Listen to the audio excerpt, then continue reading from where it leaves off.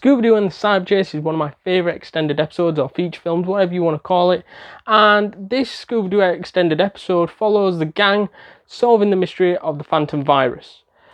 As they're getting close near the beginning of the feature film of capturing the Phantom Virus sends him into the Scooby Doo video game, which is being created in this episode, and the gang now have to follow all these levels of real villains and try not to get killed, because if they get killed in the game, they die forever.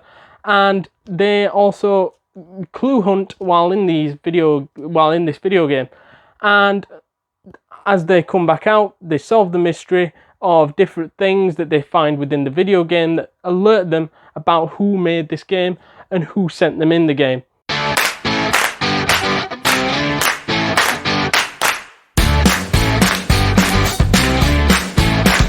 What I really enjoyed about watching this extended episode is that I'm a real big fan of video games, and to mix that with Scooby Doo, one of my favourite TV shows, I just thought that worked for me. And it gave a different element to this TV show, extended episode, whatever you want to call it. It gave a new dimension to it, as we used to seeing them just doing the basic things, which is they find out that there's a mystery to solve, they then run away for a bit, you see Shaggy and Scooby eating a load of shitty food and all that, then they will make a trap and capture the villain, revealing who's behind it, and in the meantime collecting a load of clues. This was a bit different to that, and that's why I like this one a bit more, because they're still solving a mystery, but they're stuck within a game, and they've got to find clues outside the game, so it's not as easy as in the real world, just going, oh, I found a footprint of yours, and It was more of, what can we find out in the game of the creator?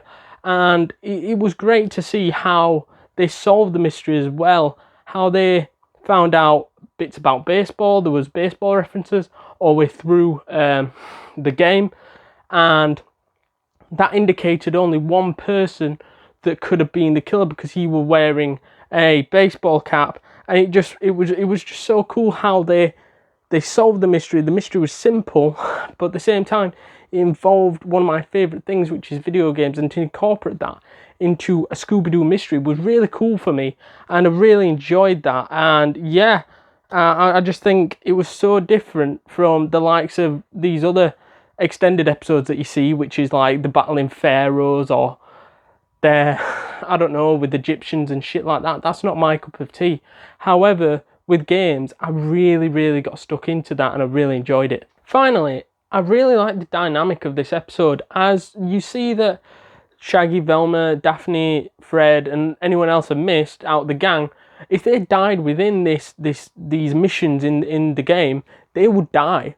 And it's like, oh shit, it's a bit deeper than a normal Scooby-Doo episode. It's going to be somebody behind the mask. However, since they're playing an actual video game, there's nobody to unmask.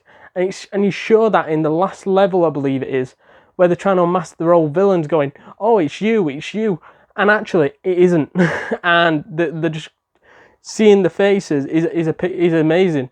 And when they're trying to lift the mask off, it's actually somebody else, in which brought a nice comedic aspect to it as well, trying to rip off an actual monster's face. And yeah, that was pretty funny. And yeah, I just thought it was a different dynamic, because there was more riding on those figuring out the clues and trying to get the hell out of there, rather than sat there fucking running away every 2 minutes. There's not much place to run, because all they had to do was grab the Scooby snacks in each level, and then they would progress on. And I think there was like 10, 12 different missions, or there could have been more. But either way, they had to collect all these Scooby snacks, and without dying once, in which I know from playing video games is very hard, especially if you die, and it's one of those games where you go down to chapter 1, let's say, and for them to have played through it and show the challenges of playing through and defeating all these villains, it was pretty cool. And it was like a little sort of wave and a little sort of indication to the video game world on with Scooby doing that sort of thing.